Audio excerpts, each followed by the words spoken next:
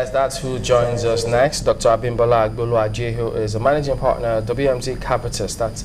They are a policy communication firm. Thank you for coming on this morning. Thank you. Well, we have talked about policy implementation as part of the challenges we need to focus on and address if we have to get where we're going with education. And our previous guests, both of them, alluded to that somewhat. What do you think about what we've got so far in terms of policy implementation? Well, I do not agree that the problem with education in Nigeria is implementation and not policy. The problem to me is probably 50 or 60% policy. You need to get the policies right before you move into implementation. And there's something about the link between policy and execution. If your policies are so well crafted, and the test of that is how well do they address the problems? How well do they take into cognizance the problems you used to have 40 years ago? Because most problems in many areas of policy are historic. You need to sort out those issues, the structure, the incentives, before you move on to implementation. And if the structures have been well taken care of, the incentives have been well taken care of, what you're going to have is that no matter who you have there implementing, you're still going to get some results. So I don't think I agree that implementation is the problem, not the policy. Let's just step back a bit, looking at one of the policies, the education policy that was there. Let's look at the 6334 system. Okay. Now, when that policy came in, there was the government provided laboratories, technical workshops, and equipment. Okay. But at a certain point, as though that was phased down. The policy was there, the equipment was there, possibly even the personnel was there. That was about the early 80s to the 90s. But after a while, that policy was sort of jettisoned. Was it now a problem of the policy or the implementation? Well, I'm happy you're asking that question because that's something I experienced. I went to Government College Ibadan, and I could remember even before that policy came on stream, you could walk into the metal workshop, wood workshop, and GCI, and believe you me, I don't think even the biggest carpenters in Nigeria today have the sort of equipment we had in the workshops then. If you're going to judge that policy as a failure, have you ever seen any document either from an education policy advocacy or from a government agency explaining why that policy failed? Probably the policy wasn't well crafted. Let me go back to what I said about our workshops in Government College Ibadan, the link between that and the 6334 system. You have a situation whereby someone who is destined to pick up 3 F9s, I don't know what they call them now, well, at least if the person sat 9 subjects, they're destined to make 5 F9s and probably 1 credit. They're still insistent. They still don't want to go to the technical college. They'll still rather sit at home, try writing WASC again for 4 years, try writing what's it called, JAMB again for 2 years, rather than go to a technical college, pick up a skill, learn to do something, and start earning an income. What I think was wrong, and this is a very strong argument to support the fact that it's the policies that are wrong, not well crafted, not the implementation. In most countries, the education policy are well geared, well linked to how you organize commerce, how you organize industry. There are things you need to do for people to make the judgment that, look, there's no point me spending 6 or 7 years trying to get into a university, wasting my life, rather than going into a technical college and picking up a skill. It goes beyond the education system. It's linked to commerce and industry. Let me go forward and come back to the modern age.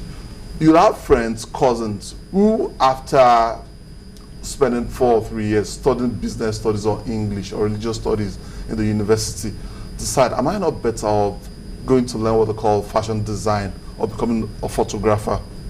So what's the use of that 4-year education? And how can the government encourage people to take those choices early? The things you can do. How do you regulate trade? What are the barriers to entry? What are the training schemes? All this will make going into a trade profitable. Is education free? So if it's free, you can decide to just keep going and trying. But it's an incentive for you if you have to pay to look, oh, is this thing in my favor to keep pretending I need this degree? So those are the decisions to be made, and those are the points the education policy can focus on and start changing incentives. And these are so many linkages. If secondary education, look, what the government owes you is good quality primary school education, probably 2 or 3 years in secondary school. After that, you have to pay.